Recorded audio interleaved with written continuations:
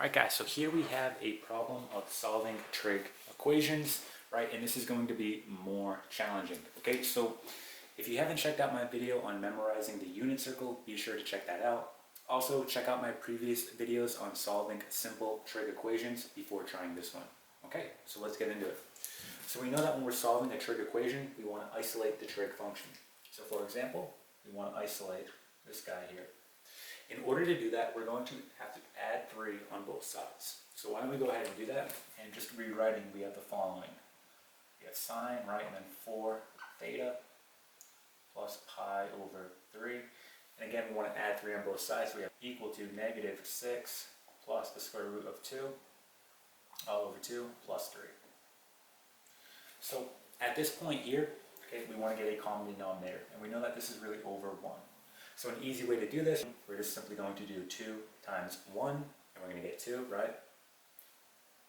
So what did I multiply this by in order to get 2? Well, I multiplied by 1.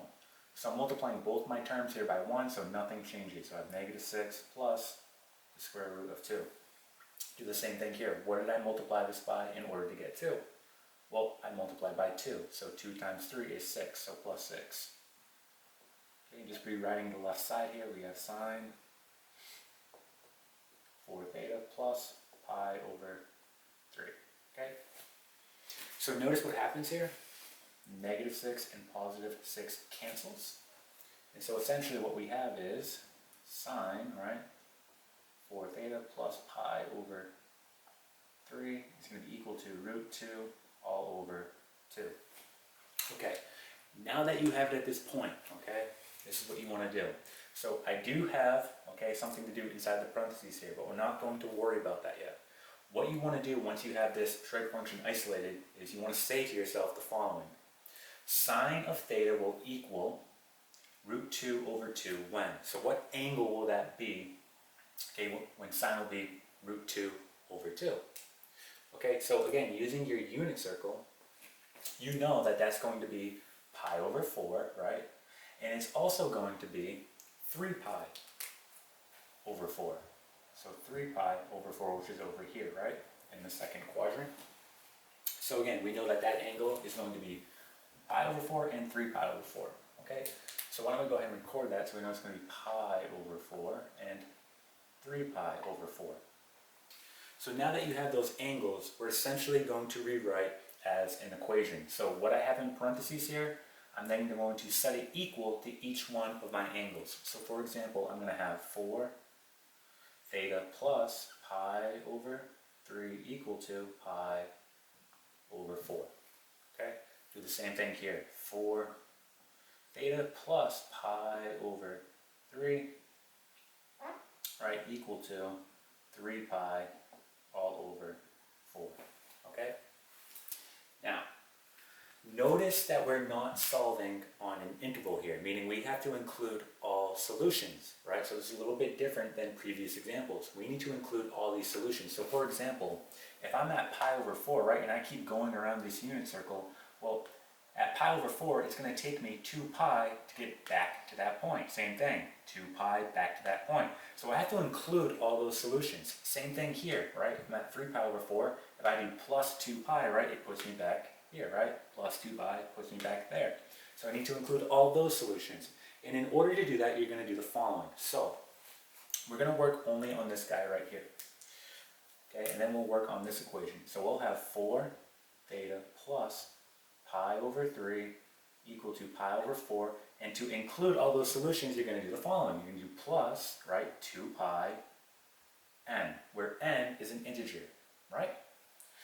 At this point, we're simply just going to solve now, just like we would with an equation. So we're going to minus pi over 3 on both sides. Okay, this cancels. And let's go ahead and do this out right here. So we have pi all over 4 minus pi over 3, right? We need to get a denominator here. So 4 times 3 is 12. What did I multiply this by in order to get 12? I multiplied by 3, so 3 pi. What did I multiply this by in order to get 12? 4, so minus 4 pi. Okay? And what you're going to get here is the following. You'll get 4 theta is going to be equal to, right, this will be minus pi over 12 plus 2 pi n. Okay? So again, we just want to solve for theta here, so we're going to divide by 4 now. Divide by 4, divide by 4, and divide by 4. So we can rewrite our final solution up here. So just erasing this work, we no longer need it.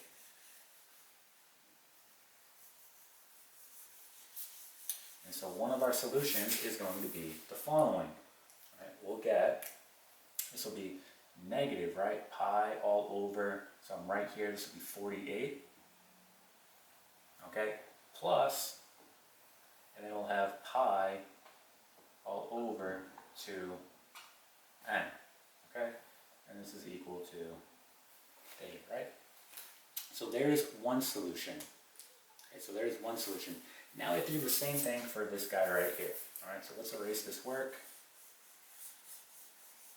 And we're done with this, so we can erase that.